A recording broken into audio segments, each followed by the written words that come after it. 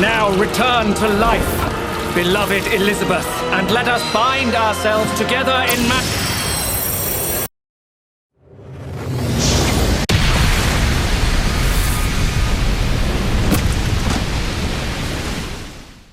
Eminence in Shadow is really just an incredible show. And I think if you're watching this, you know that, right? But here's the thing. Like, I thought this episode was like this episode, you know, I was watching it, okay? Let me take you through my events of my brain. I'm watching it, and, you know, we're going through Juggernaut and 𝐒𝐚𝐽𝐸 and Sid jumping in where he did last week, and Mother Sucker dropped off the sky, and you had the slave dude narrating, and then Sid, he chops him down, no problem and stuff. And I'm watching it, you know.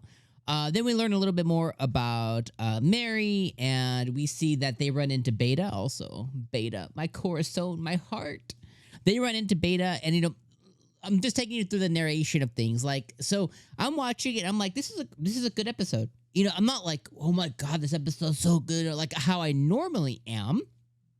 And there have been moments oh, it's a fine episode, you know, of that in the past. And there was always something that brought that episode from 7 to a 9, you know, and I think it happened again this episode. And I was just so blown away by it. It's like, I was so blown away by the continuation of me being blown away by it, you know?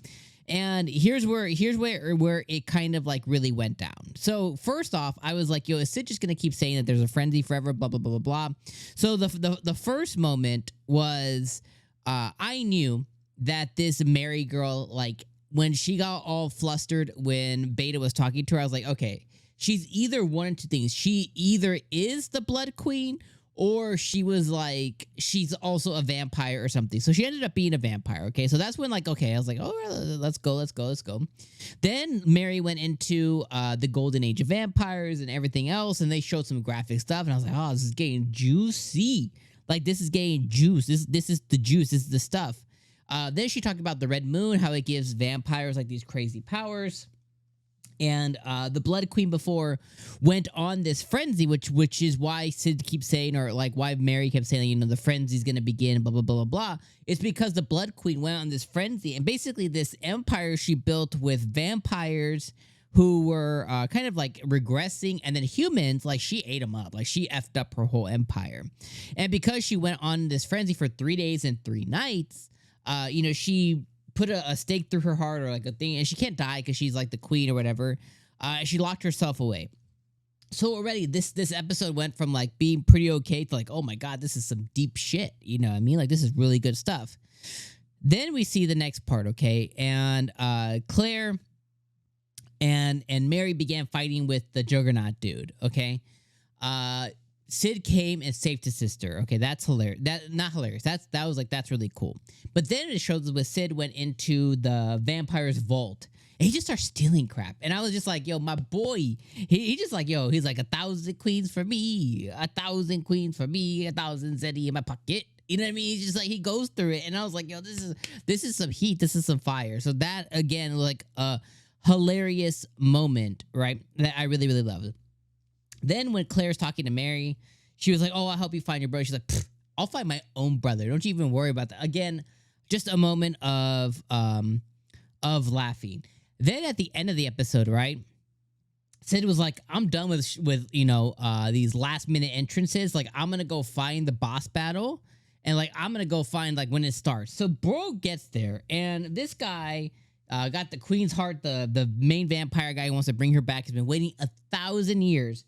He has her little heart. He puts it into a human. He was like, my queen is everything.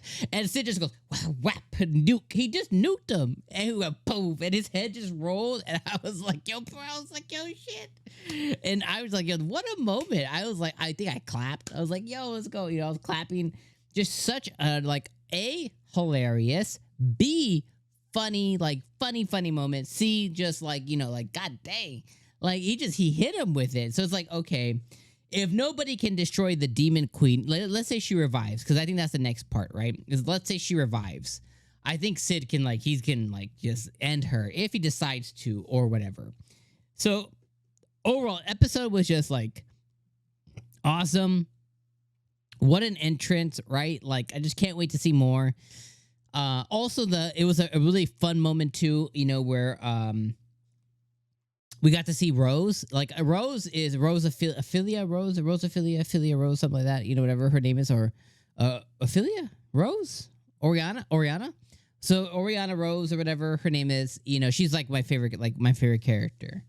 And she's prisoner or shadow 666 or whatever. Anyway, so like during like that moment where Beta was talking and then Claire was like, my brother disappeared, and she's like, what, your brother disappeared? And I was like, yo, she almost gave it away. I was like, Claire's getting so close to finding out. And the same thing like earlier when Claire saw her brother when he saved her. A, I like how Sid was like, that was that Claire back there? And then two, I was like, yo, is Claire finally gonna put two and two together? Like, yo, that's your brother kind of thing.